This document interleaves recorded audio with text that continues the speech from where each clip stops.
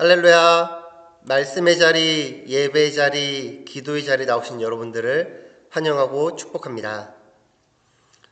오늘 우리에게 주시는 하나님의 말씀은 에베소서 1장 15절부터 19절까지의 말씀입니다. 에베소서 1장 15절부터 19절입니다. 신약성경 310페이지에 있는데요. 다 같이 성경을 찾고 한 목소리로 함께 읽겠습니다. 이로 말미암아 주 예수 안에서 너희 믿음과 모든 성도를 향한 사랑을 나도 듣고 내가 기도할 때에 기억하며 너희로 말미암아 감사하기를 그치지 아니하고 우리 주 예수 그리스도의 하나님 영광의 아버지께서 지혜와 계시의 영을 너희에게 주사 하나님을 알게 하시고 너희 마음의 눈을 밝히사 그의 부르심의 소망이 무엇이며 성도 안에서 그 기업의 영광의 풍성함이 무엇이며 그의 힘의 위력으로 역사하심을 따라 믿는 우리에게 베푸신 능력의 지극히 크심이 어떠한 것을 너희로 알게 하시기를 구하노라. 아멘. 우리는 계속해서 기도에 대한 말씀을 나누고 있습니다. 기도는 어떤 특정한 때만 하는 것이 아닌 필요를 구하거나 해결해야 하는 문제가 있을 때만 하는 것이 아닌 우리의 일상에서 매일매일 어린아이 같은 마음으로 일상의 기도를 해야 한다고 말씀을 나누었습니다. 기도는 다른 누군가가 나 대신하는 것이 아니라 내가 먼저 기도의 자리로 나아갈 때 나의 기도를 통하여 나의 가정이 구원받을 수 있음을 보며 본인 스스로가 기도의 자리로 나아가야 함을 말씀드렸습니다. 지난주에는 하나님을 의심하거나 시험하거나 확인하는 기도가 아닌 판단하는 기도가 아닌 오직 믿음으로 하나님을 신뢰함으로 기도의 자리에 나아감을 이야기하였습니다. 한 주간 일상의 기도로 내 자신 스스로가 먼저 믿음으로 기도하였습니까? 오늘은 내가 일상에서 기도하는 믿음의 기도 가운데 기도의 우선순위를 여러분들과 함께 나누며 말씀의 은혜 자리를 함께 임하길 소망합니다. 오늘 우리가 본문을 읽어보았는데 미리 말씀을 보고 묵상하고 오신 분 계십니까? 주보에 한 주 전 제목과 말씀이 나가는데 혹시 읽어보시고 묵상하시고 오신 계신 분 계십니까? 저는 말씀을 준비하면서 오늘 본문 17절이 마음에 끌렸습니다.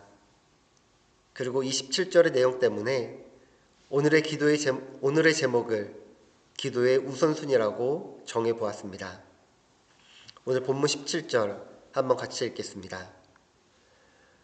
우리 주 예수 그리스도의 하나님 영광의 아버지께서 지혜와 계시의 영을 너희에게 주사 하나님을 알게 하시고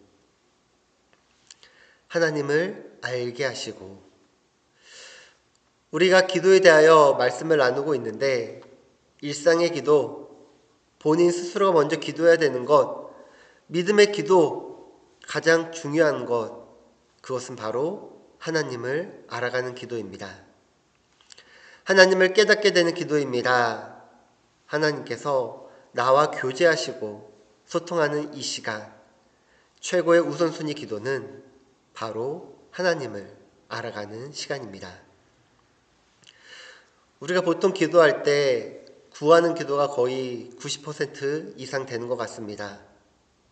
아니, 어떨 때는 거의 99%라 해도 과언이 아닐 것입니다. 구하는 기도, 복받기 원하는 기도, 축복받는 기도, 은혜받기 위한 기도, 감사의 기도, 구제의 기도, 여러 모양의 받기 원하는 기도들이 있지만 우리 모두가 한 곳을 가리키고 있었습니다. 디모데전서 6장 15절입니다. 기약에 이르면 하나님이 그의 나타나심을 보이시리니 하나님은 복되시고 유일하신 주권자이시며 만왕의 왕이시며 만주의 주시오. 아멘. 디모데전서 6장 15절을 현대인 성경으로 한번 읽어드리겠습니다. 때가 되면 하나님이 그리스도를 나타나게 하실 것입니다. 하나님은 복의 근원이 되시고 유일한 전능자이시며 모든 왕과 주를 다스리는 분이십니다. 아멘. 우리가 복을 받기 위해 기도하는데 복의 근원이 바로 하나님이시라는 것입니다. 근원의 뜻이 무엇입니까? 사물이 비롯되는 근본이나 원인입니다. 무언가의 시작이고 시초입니다. 즉 우리가 받기 원하는 복의 근원이, 복의 시작이, 복의 시초가 바로 하나님이시라는 것입니다. 진짜 복은 하나님으로부터 옵니다. 복 자체보다 더 중요한 것은 복을 주시는 하나님입니다. 복을 주신 하나님을 알아야 복이 이해되고 복이 이해되어야 복된 삶을 살 수 있습니다. 여러분 하나님을 잘 알고 믿고 있습니까? 그렇다면 하나님은 어떤 분이십니까? 성경에서 말씀하는 하나님을 안다는 것은 단순한 지식적인 알미 아닙니다. 안다고 할 때 중요한 것은 상호적이고 경험적인 것입니다. 히브리어의 안다라는 뜻은 야다라는 단어인데요. 이 단어가 창세기 4장 1절에 나옵니다. 창세기 4장 1절 같이 읽어볼까요? 아담이 그의 아내 하와와 동침하매 하와가 임신하여 가인을 낳고 이르되 내가 여호와로 말미암아 등남하였다 하니라. 어디에 안다라는 뜻이 나오는 것 같습니까? 어디에 알고 있다라는 야다라는 단어가 있는 것 같습니까? 동침, 임신, 낳고, 등남, 아니면 아담, 하와일까요? 바로 동침입니다. 여기서 동침하매라는 단어는 같은 침대에 누워있다는 뜻이 아닙니다. 깊은 관계에 있음을 의미합니다. 부부라는 친밀한 관계를 의미하고 그 관계 안에서 임신하고 아이를 낳고 함께 기른다는 의미가 담겨 있습니다. 여기에 또 다른 예를 들어보겠습니다. 영생에 대한 사도 요한의 독특한 정의입니다. 요한복음 17장 3절입니다. 영생은 곧 유일하신 참 하나님과 그가 보내신 자 예수 그리스도를 아는 것이니이다. 영생은요, 그냥 오래 사는 것을 의미하지 않습니다. 여기서 안다라는 단어 역시 경험적으로 아는 것입니다. 예수 그리스도를 아는 것이니라. 경험적으로 안다라는 말은 예수님도 나를 알고 나도 예수님을 아는 관계를 말합니다. 신앙에 있어서 매우 핵심적인 요소입니다.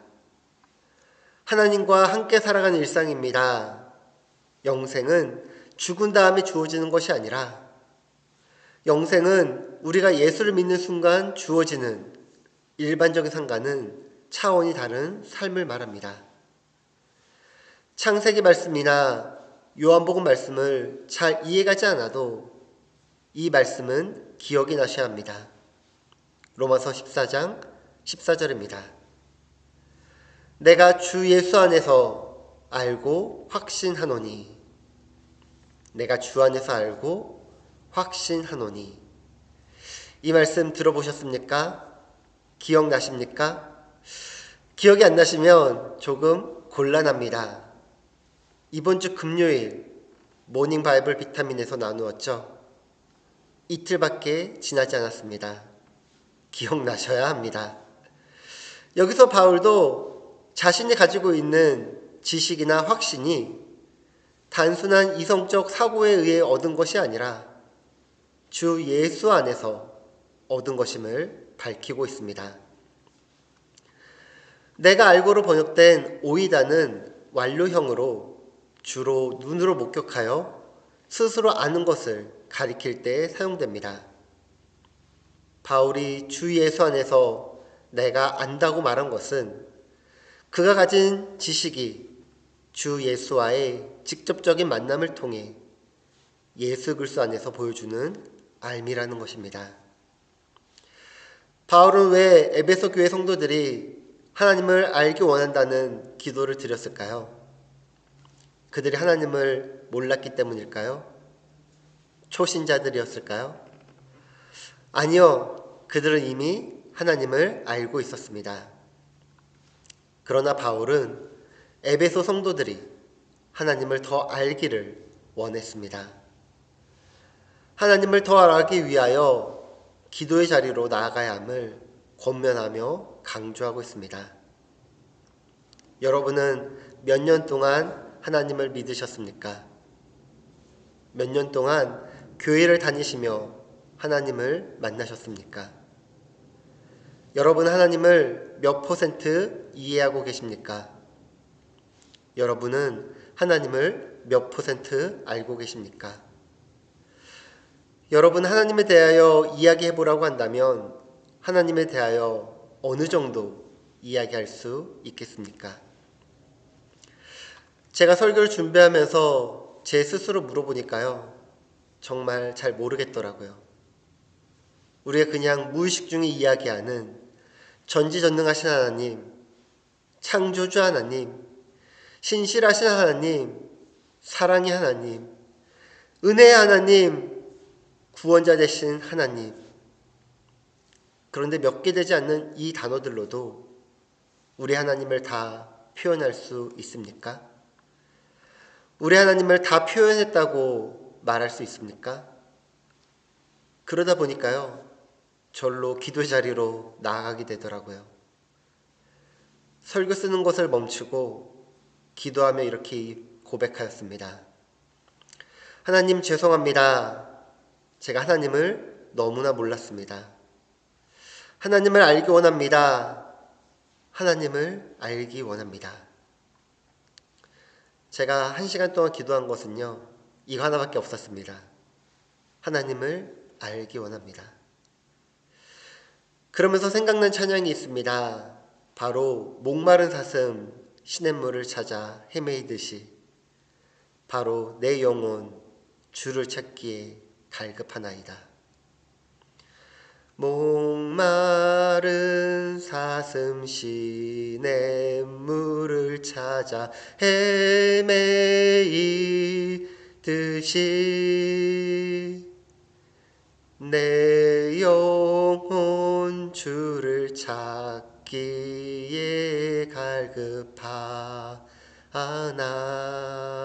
갈급하나이다.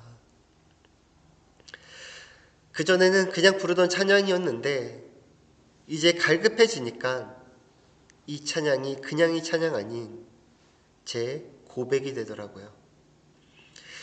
우리가 아무리 하나님을 안다고 해도 부족합니다. 지금까지 알고 있는 것만으로 만족할 수 있는 분이 아닙니다.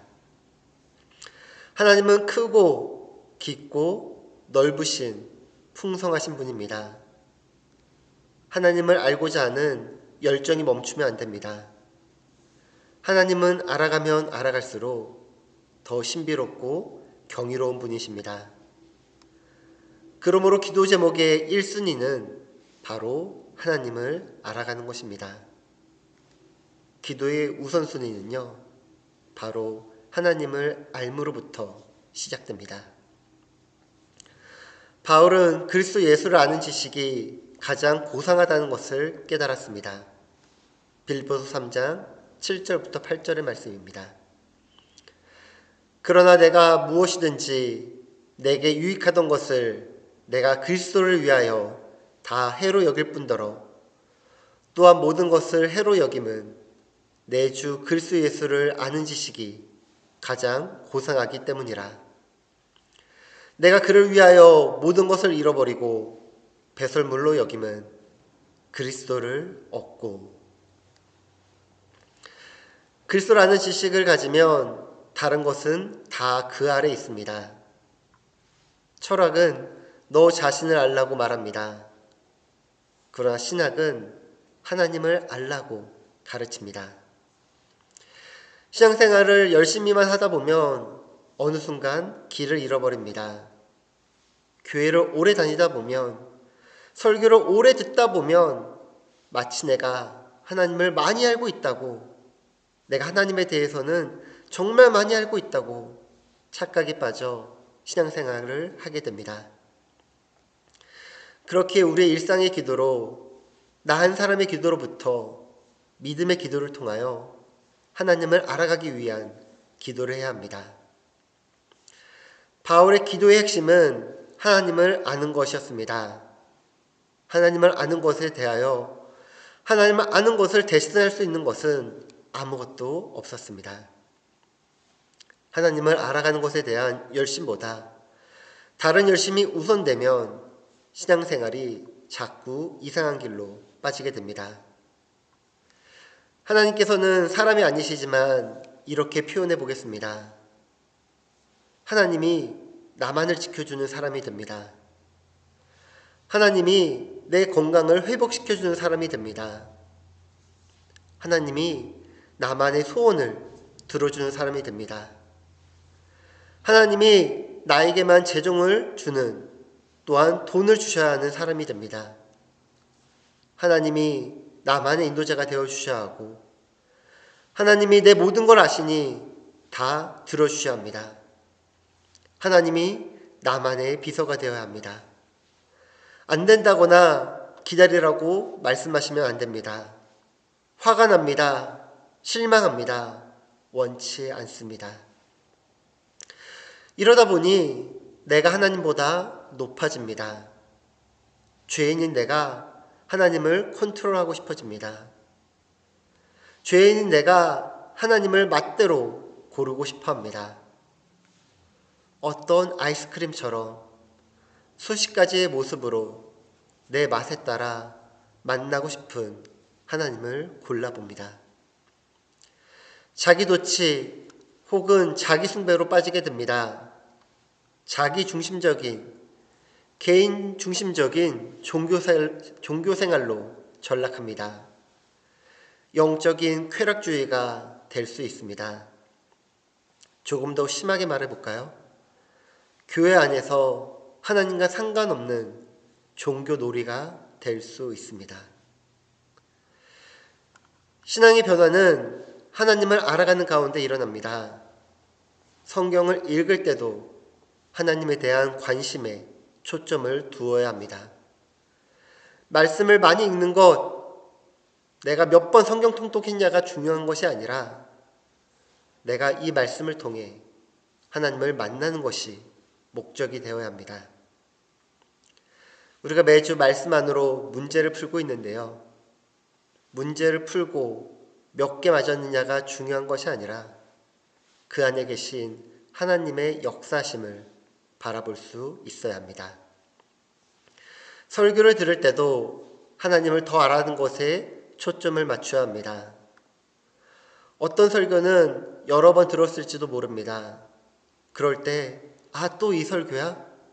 목사님이 또 설교하시네. 아니면 왜 모든 목사님들이 이 설교를 하시지?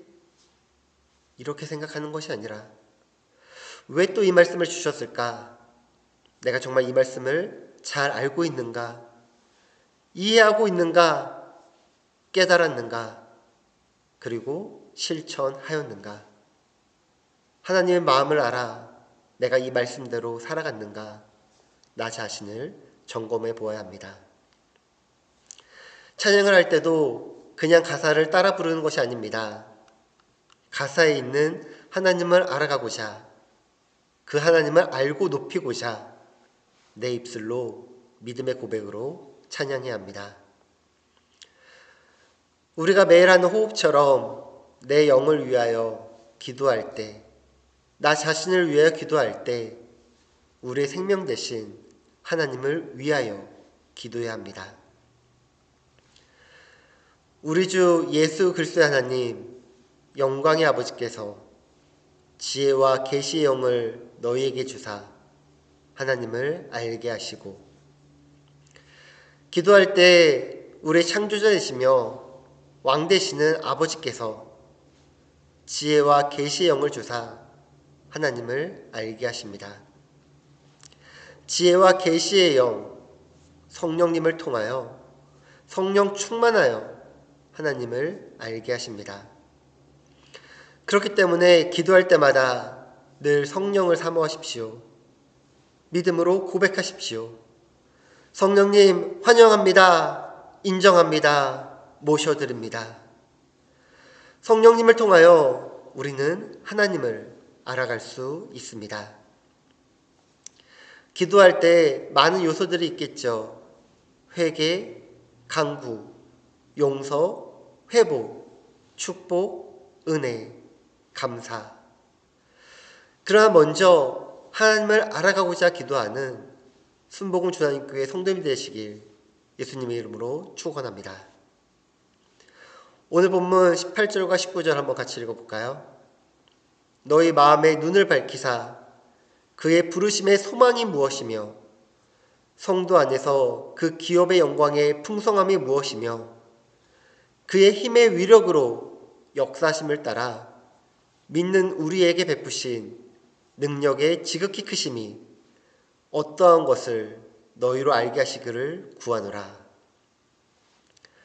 우리가 하나님을 알고자 성령님을 붙잡고 기도하면 내 마음의 눈을 밝혀주시고 내 소망이 아닌 그의 부르심의 소망, 하나님의 소망을 통하여 우리 안에서 그 기업의 영광의 풍성함이 무엇인지 알게 하신다는 것입니다.